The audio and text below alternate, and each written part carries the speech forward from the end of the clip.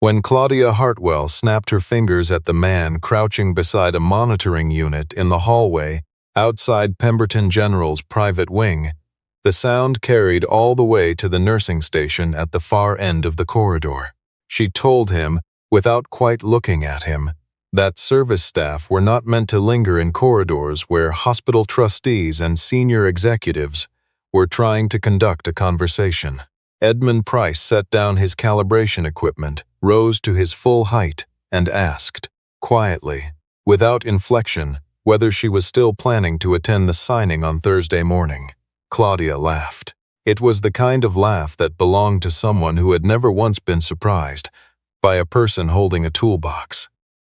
She was still smiling when Alec Norris appeared at the far end of the corridor, moving quickly, his expression sliding from confusion into something close to alarm as he registered the scene. His client standing in a technician's vest, while the CEO of Hartwell Meridian Health Corporation pointed a manicured finger at him the way someone might point at an incorrectly placed piece of furniture.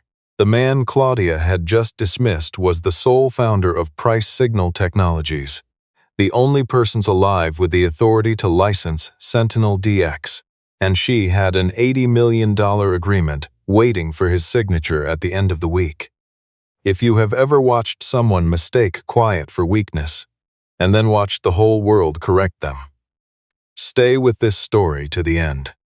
Edmund Price spent the hour before his evening shift the way he spent most evenings, standing at the kitchen counter reheating leftovers while his 15-year-old daughter Sasha sat at the table behind him working through a chemistry problem set. Sasha had her mother's habit of thinking out loud, which meant Edmund could track exactly how far along she was by the muttered fragments drifting across the kitchen. When she finally set down her pencil and asked whether he was actually going to keep working at the hospital after the deal went through, Edmund told her, without turning around, that nothing had gone thit, and that the size of a contract was never the only thing worth considering before you signed it. Sasha rolled her eyes in the specific way teenagers reserve for parents who answer a simple question with a principle. But there was no real impatience behind it. She had grown up watching her father work two lives simultaneously, without once seeming to resent either one of them, and somewhere underneath the eye-rolling was a quiet pride she would not have known how to say out loud. 6 years earlier, after her mother died, Edmund had left his position as a biomedical engineer at a medical device firm and taken a part-time technician role at Pemberton General. The hours were predictable, the work required his hands more than his calendar, and it left him available when Sasha needed him to actually be present. He had not announced the reason to anyone. He had reconfigured his life around what remained of it, and kept moving. Sentinel DX had begun as something more personal than professional. Edmund's wife, Caroline, had died of septic shock 3 days after a routine procedure, not because the care was careless, but because the early indicators had fallen through the gap between shift changes, between one set of eyes and the next. The hospital had done nothing technically wrong. The system had simply not been watching closely enough. Edmund had started building the diagnostic model in the months that followed, not because he expected it to restore anything, but because the alternative was sitting still with a grief that had nowhere to go. Sentinel DX was a predictive platform that monitored patient vitals continuously, flagged deterioration patterns hours before they became crises, and linked directly to on-call staff without requiring anyone to remember to check a chart. By the time healthcare executives started calling, the system had already run quietly in 2 hospital departments and had logged a measurable reduction in late-stage sepsis presentations. He had told Sasha once that he had built it for her mother. She had not said anything back. She had reached across the table and put her hand over his, and that had been enough. At Pemberton General, Edmund's colleagues treated him less like a part-time technician and more like the person you went looking for when something was genuinely broken and no one else could determine why. He took the difficult calls, showed newer staff how to read equipment error logs properly, and never once gave the impression he considered the work beneath him, because he never had.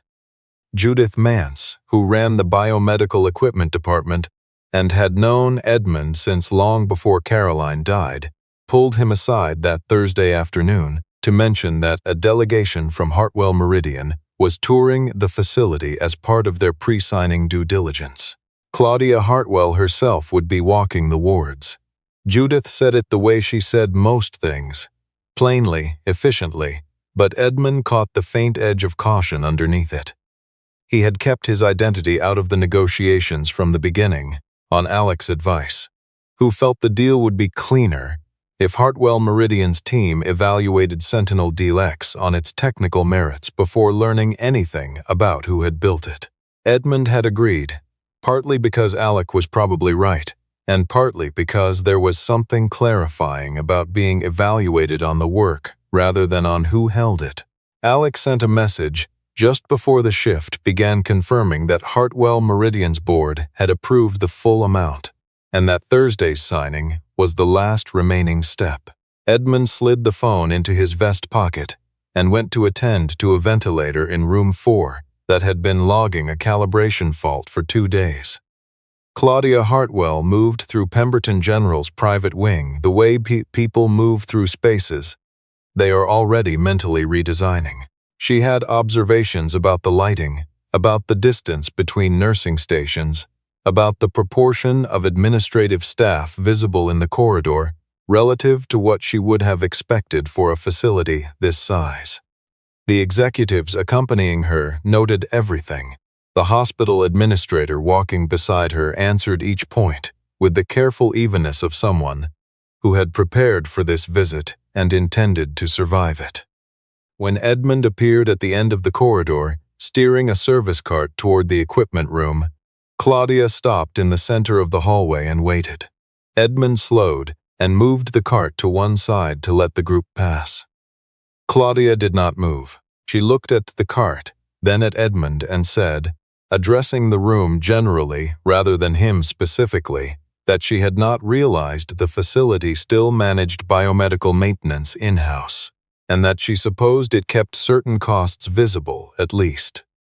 Brett Ulrich, Hartwell Meridian's chief operating officer, made a sound that was not quite a laugh, but covered the possibility. Edmund said nothing. He waited. Claudia asked, in the tone of someone conducting an efficiency review, how long a standard equipment calibration took at this level. Edmund answered accurately. She asked a follow-up question about the hospital's maintenance cycle. He answered that as well. She turned to her team and said, this was exactly the kind of redundant human function that a properly integrated management system would eventually remove from the operating budget entirely, as though Edmund were a variable in a spreadsheet rather than a person standing 2 feet away. When one of the younger technicians from Edmund's department appeared around the corner, carrying a maintenance log she had brought for him to review, Claudia intercepted it, scanned it without asking, and informed the young woman that filing protocols at this facility appeared inadequate, and that she would be raising this with administration. The young woman went still. Edmund took the log from Claudia's hand with a calm that clearly startled her, confirmed that the filing was correct, and sent the young woman back to the department without making an event of it. Claudia watched him do it. Something shifted behind her expression, not respect but recalibration. The group moved into one of the private consultation rooms for a briefing with hospital leadership. Edmund continued his rounds. When he passed the room 20 minutes later, the door was open, and he heard Brett Ulrich explaining, incorrectly, how a predictive monitoring system handled simultaneous patient alerts.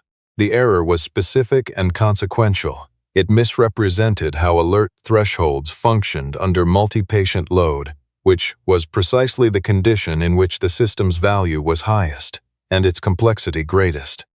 Edmund stopped in the doorway. He said, without entering, that the threshold Ulrich was describing reflected how the previous generation of monitoring software had worked. not how current, predictive platforms handled concurrent events. Claudia looked at him with an expression she did not moderate. She said, slowly, as one explains a boundary to someone who has not yet grasped why boundaries exist, that biomedical technicians were not part of strategy briefings, and that people at his level should understand the difference between keeping equipment operational and understanding the business that depended on it. Edmund looked at her steadily. He said he understood the distinction. Then he added, before she could respond, that she might want to ensure her team had the architecture right before Thursday, since a fundamental misreading of the alert logic would affect every deployment projection in the implementation schedule. Claudia took a step toward him. The room had gone quiet enough that everyone present could hear her when she said, "You don't belong in this conversation. People like you keep the lights on. People like me decide what comes next." Edmund said nothing for a moment.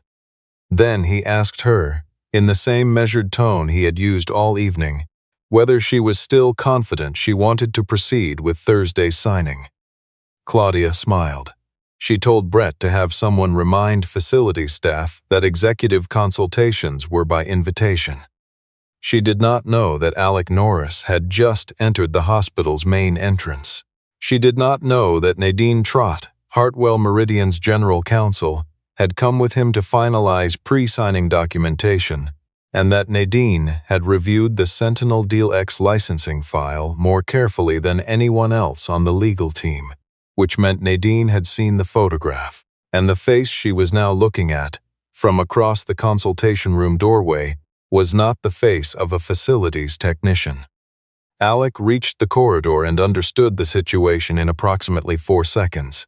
He stepped to Claudia's side and said, "Mrs. Hartwell, the man you've been speaking to is Edmund Price." The smile did not leave Claudia's face immediately. It took longer than it should have. Alec explained, without softening it, that Edmund Price was the founder of Price Signal Technologies, the sole developer of Sentinel DX, and the only individual with the legal authority to execute the licensing agreement currently awaiting signature on Hartwell Meridian's boardroom table. Nadine opened the folder she was carrying, compared the file photograph inside against the man standing in front of her, and felt the professional footing beneath her shift. Claudia's first response was to suggest the evening had been staged, a negotiating tactic, some kind of deliberate test.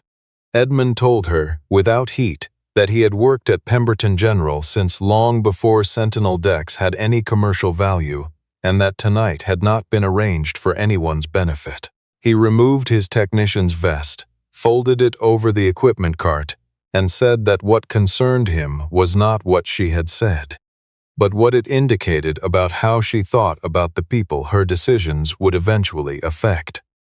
Claudia recovered quickly. She offered to increase the agreement by $7 million. She offered a formal written acknowledgement. She suggested that Brett had perhaps been driving the delegation's tone more than she had recognized, and that she was prepared to have him reassigned. She proposed, briefly, reframing the evening as a candid exchange that had improved mutual understanding ahead of the signing. Edmund declined each offer without visible effort. When she told him directly that withdrawing from $80 million was not a rational business decision, he turned to Alec and asked him to send the formal notice that Price Signal Technologies was withdrawing entirely from negotiations with Hartwell Meridian. Claudia was still speaking when Edmund collected his equipment and finished his shift. By the following morning, Hartwell Meridian's communications office had released a statement describing Edmund as an erratic developer who had abruptly disrupted a completed agreement in order to renegotiate terms. Several business publications ran the story within hours. Most of them noted, with varying degrees of emphasis, that Edmund worked as a hospital technician. The implication being that Sentinel DX was an amateur project rather than a commercially validated platform. Claudia did not describe the hallway. She cited a breakdown in good faith negotiations and indicated that Hartwell Meridian's legal team was reviewing its options. Brett Ulrich contacted 3 of Price Signal's smaller investors over the following days, suggesting that Edmund's decision revealed a lack of professional judgment that made the company's commercial timeline unreliable. 2 investors withdrew. Price Signal Technologies went from operating with confidence to operating carefully, with roughly 10 weeks of runway if nothing changed. Judith Mance called Edmund on a Saturday morning, her voice steady in the way of someone who has decided to stay steady. A coordinated series of negative reviews had appeared across Pemberton General's public profiles, unattributable, consistent in tone, the kind of pattern that emerged when someone with resources decided to make a point. Several corporate medical accounts had received calls from contacts within Hartwell Meridian's network, suggesting they reconsider affiliations with a facility that had become entangled in a contract dispute. Judith had spent 11 years building her department. Edmund listened without defending himself, because Judith would not have wanted that. He did not say it was not his fault either. Sasha found him at the kitchen table late one night, a stack of documents spread in front of him that she had not seen before. She did not ask him to explain them. She made tea, sat down across from him, and said only that she hoped whatever he was protecting was worth protecting. He thought about that long after she had gone to bed. During a late session with Alec, Edmund requested the full implementation plan Hartwell Meridian had submitted during due diligence, specifically an internal planning annex that had never been shared with him directly. When they finally received it and worked through it, they sat with it for 3 hours, without saying much. The annex laid out Hartwell Meridian's actual intentions for Sentinel DX. It projected the elimination of nearly 40% of the nursing assistant positions across their hospital network within 18 months of full deployment. The roles that currently provided the human monitoring the platform would replace. It included a secondary module for using the system's output data to flag patients whose projected treatment costs exceeded defined thresholds, with a recommendation protocol designed to redirect those cases toward lower-cost pathways. The protective conditions Edmund had specifically negotiated: minimum staffing ratios during transition, a patient outcomes review board, Price Signal's right to audit deployment decisions, had been removed from the version presented to Hartwell Meridian's own board. Claudia's initials were on the sign-off page of the annex. She had reviewed it. She had approved it. Edmund understood, sitting in that office at 2 in the morning, that Sentinel DX had been built precisely for patients who fell through the cracks of an under-resourced system. He had built it because Caroline had fallen through one. Using it to reduce the staff who prevented those cracks from forming was not a business application. It was a reversal of everything the system had been designed to do. Alec told him the annex alone was circumstantial. They still needed direct evidence that Claudia had personally authorized the removal of the protective clauses, rather than simply inherited a contract already modified below her. That evidence arrived through Nadine Trott, who called Alec on a Tuesday evening, her voice low and careful. She told him Claudia was not simply applying pressure to bring Edmund back to the table. She was attempting to acquire Sentinel DX without paying for it. A contractor who had completed a brief consulting engagement with Price Signal 2 years earlier had been quietly retained by Brett Ulrich through a third-party firm. The contractor did not have the core code base, but he had enough familiarity with the system's underlying architecture to provide a working scaffold. Claudia intended to announce an internally developed monitoring platform within 60 days, similar enough to Sentinel DX to create a prolonged patent dispute, different enough, she believed, to survive one. A legal battle of that duration would exhaust Price Signal's remaining capital before any court reached a ruling. Nadine was not prepared to testify formally, but she gave Alec enough to know where to look. Edmund's engineers found the access trail within a week. A contractor account had extracted architectural diagrams from an archived testing environment. Not the core source code, but foundational structural blueprints that had no business leaving the company's internal servers. Kyle Obert, the security consultant responsible for that portion of the system, admitted under questioning that he had accepted a private consulting arrangement from a firm he had not investigated properly. Edmund asked Kyle to remain and help trace what had been taken and where it had gone, rather than letting the evidence trail go cold with a dismissal. 6 weeks after the confrontation at Pemberton General, Claudia Hartwell held a press conference, announcing that Hartwell Meridian had developed its own patient monitoring platform built entirely by their internal technology team. She referred to Edmund once as a technician who had overestimated his position in a negotiation with a major healthcare corporation. The quote moved quickly through the business press. Edmund's engineers found what they were looking for inside Hartwell Meridian's demonstration code, an internal identification string that Edmund had embedded in an early Sentinel-DX prototype 4 years earlier, a passive marker, invisible during operation, present in the underlying logic. Its presence inside Hartwell Meridian's new system was not a coincidence. It was structurally impossible without access to material that had been taken. The audio file arrived 3 days before the board meeting, preserved on Hartwell Meridian's own legal servers by Nadine, who had made certain it stayed where it could not be denied. The recording was from an internal executive session. Claudia's voice was clear and unhurried. "Use whatever we pulled from Price's work," she said. "By the time he can afford to sue us, we'll have 20 hospitals running on it." The morning of the board meeting, Edmund arrived at Hartwell Meridian's building in the same kind of unremarkable suit he wore to every professional engagement. Gwen Farstead, the board's chairwoman, had called the session to determine whether the company would formally pursue litigation against Price Signal Technologies. Claudia arrived confident. When Edmund took a seat at the table, she permitted herself one final remark, that she hadn't realized the agenda included someone from facilities. Edmund told her he understood exactly what kind of meeting it was. He said that this time, she was the one waiting on someone else's decision.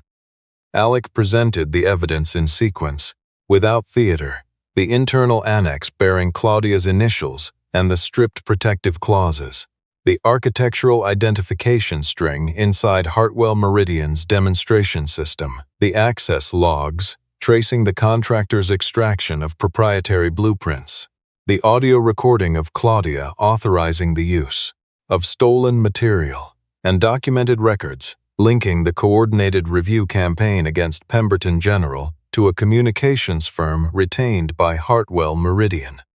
Claudia insisted the recording had been altered. She suggested Brett had acted independently. Brett, understanding that his own position was not survivable, told the board that every action he had taken had been carried out under direct instruction. Nadine Trott stepped forward and confirmed, formally and on record, that the original file was intact and that its chain of custody was unbroken. Several board members raised the practical concern of losing access to Sentinel Deal X entirely. One suggested the company might explore retaining Claudia in a reduced capacity while alternative technology was sourced. Edmund let the room settle. Then he told them that the question of acquiring Sentinel DX was no longer available to this board. He had signed a different agreement that morning. Price Signal Technologies had reached a licensing arrangement with a consortium of regional health authorities operating across 3 provinces. The agreement was valued at $92 million. It preserved every condition Edmund had always required. No staff reductions in the first 3 years of deployment, a mandatory retraining fund for any roles affected by the transition, a firm prohibition against using the system's output data to influence treatment decisions on cost grounds, retained audit rights for Price Signal over how Sentinel DX was applied in the field, and equity grants for the engineers who had built the platform from the beginning. Edmund had not chosen the consortium because the number was higher. He had chosen them because he trusted the technology would be used the way it had been built to be used. The announcement collapsed Hartwell Meridian's acquisition strategy entirely. The board voted within the hour.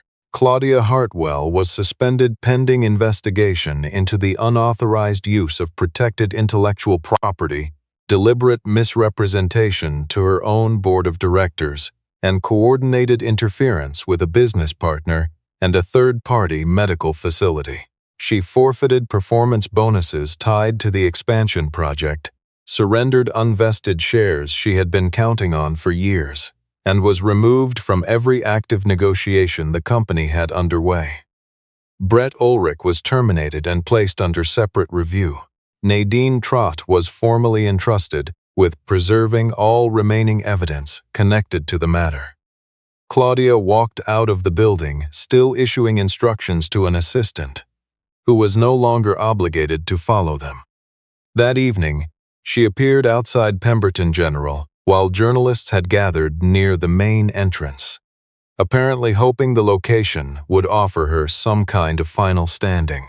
She asked, in a tone that had not yet fully adjusted to her changed circumstances, to speak with whoever managed the facility's external partnerships.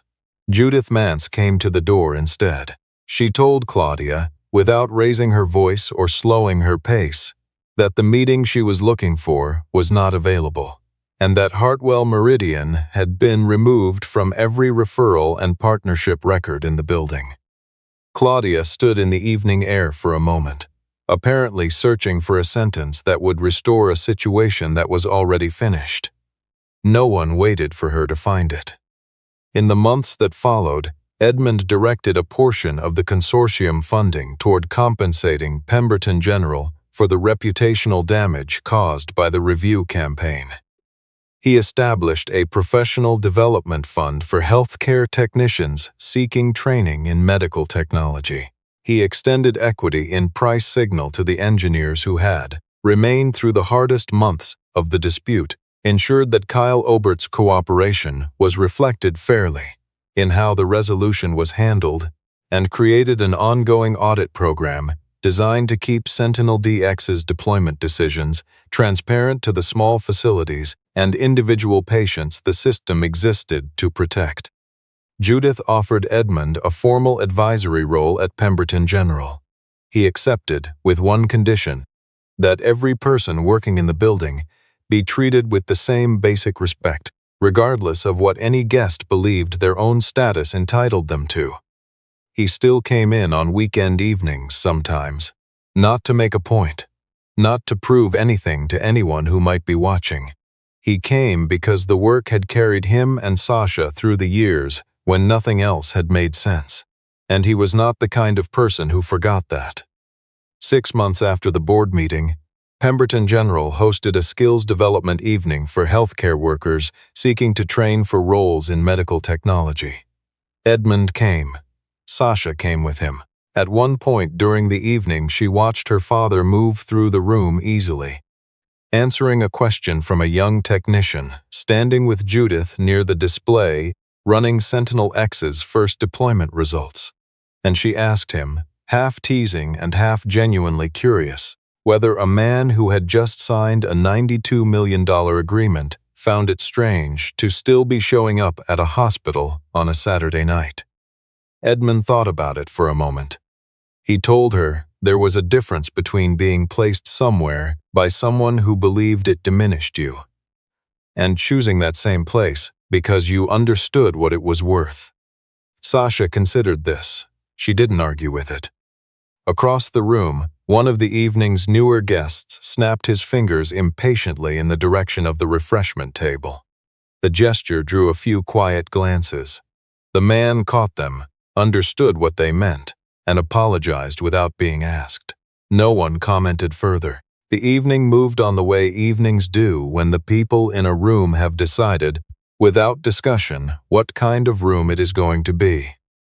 Edmund stood near the window with a cup of coffee, looking out at a city going quiet for the night. On the display behind him, Sentinel-DX's early results scrolled in slow columns, Deterioration events caught hours before they became crises. Smaller hospitals now connected to monitoring they could never have afforded on their own. A functioning appeals process for the cases the algorithm flagged in error. The numbers were good. They were going to keep being good. Sasha slipped her arm through his, the way she had done as a small child walking home from school, and for a while neither of them said anything at all. Edmund thought, as he had thought many times in the past year, about how strange it was that the same hands capable of building a system that moved $92 million were the same hands that had spent years calibrating monitors in hospital corridors, where no one had ever wondered who he really was.